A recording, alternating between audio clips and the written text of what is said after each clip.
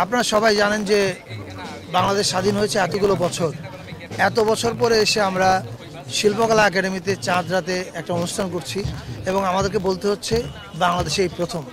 এটা আমি মনে করি যে আমাদের একটা কালেকটিভ ফেলিয়ার ছিল এত বছর, কেন এটা হতে পারেনি। মুসলমানদের ধর্মীয় উৎসব ঈদের আগে এখানে কালচারাল অনুষ্ঠান হবে, খ্রিস্টানদের প্রধান ধর্মীয় উৎসবের সময় কালচারাল অনুষ্ঠান হবে, হিন্দু ধর্মের যারা আছেন তাদের অনুষ্ঠানের সময় কালচারাল অনুষ্ঠান হবে, ধর্মীয় অনুষ্ঠানের সময় বৌদ্ধদের সময় একই হবে। কিন্তু যে কোনো কারণেই হোক আপনারা জানেন যে দীর্ঘদিন আমাদের এখানে একটা ধর্ম এবং সংস্কৃতির মধ্যে একটা ফ্যাসাদ লাগিয়ে রাখা হয়েছিল। আমরা এই ফ্যাসাদ থেকে বেরিয়ে আসতে চাই এবং আমরা মনে করি যে আমরা সেই পথে হাঁটছি। আপনারা দেখতে পাচ্ছেন আমাদের এখানে ঈদের আগে চাঁদ রাতে উৎসব হচ্ছে, কালকে ঢাকা সিটি কর্পোরেশনের উদ্যোগে ঈদ মিছিল হবে, এরপরে নববর্ষেও আপনারা দেখবেন যে বাংলাদেশের সবচেয়ে বড় নববর্ষের শোভাযাত্রাটা সবচেয়ে ইনক্লুসিভ শোভাযাত্রা হবে। এর মধ্য দিয়ে আমরা বোঝাতে চাচ্ছি আসলে যে নতুন বাংলাদেশ, অনেকে আমাদেরকে প্রশ্ন করে যে বাংলাদেশ 2.0 এটা কীরকম হবে, এটার উত্তর আপনারা আমাদের এই কাজের মধ্যে পাচ্ছেন। বাংলাদেশ এরকম হবে, এরকম সম্প্রীতির বাংলাদেশ আমরা দেখতে চাই।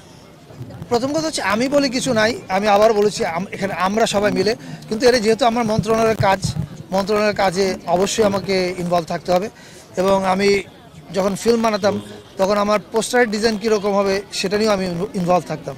সো আমি যেহেতু একটু খুঁতখুঁতে প্রকৃতির মানুষ, আমি চেষ্টা করি সব কাজে ইনভলভ থাকতে যতখানি পারি। মানে এর মধ্যে কি আমার কিছু কৃতিত্ব আসবে, আমার এই বাড়তি কৃতিত্বের প্রয়োজন নাই, কিন্তু এইটুকু বলতে পারি যে অবশ্যই এটা মন্ত্রণালয় উদ্যোগ নিয়েছে এবং মন্ত্রণালয় উদ্যোগ নেওয়ার পিছনে ধরা যাক যদি আমার মাথা থেকেও আসে, কিন্তু আমার মাথা বলে কিছু নাই, শেষ পর্যন্ত এটা আমাদের মাথা। মানে কালেকটিভলি গভর্নমেন্ট কিন্তু একটা পলিসির মধ্যে চলে, রাইট? সো আমরা প্রত্যেকেই ওই পলিসিটা কী হবে এটাতে ইনপুট রাখি।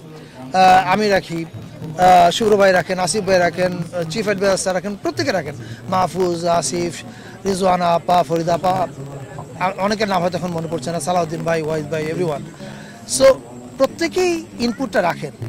আপনারা যাই দেখছেন এই সরকার যেখানে যে কাজটাই করে, হয়তো ওই মন্ত্রণালয় সে দায়িত্বটা পালন করছে, হয়তো ওই মন্ত্রণালয়ের মন্ত্রী এটা ভেবেছেন, আইডিয়াটা ডেভেলপ করেছেন, কিন্তু আসলে শেষ পর্যন্ত এটা সবার অনুষ্ঠান, এটা সবারই প্রোগ্রাম।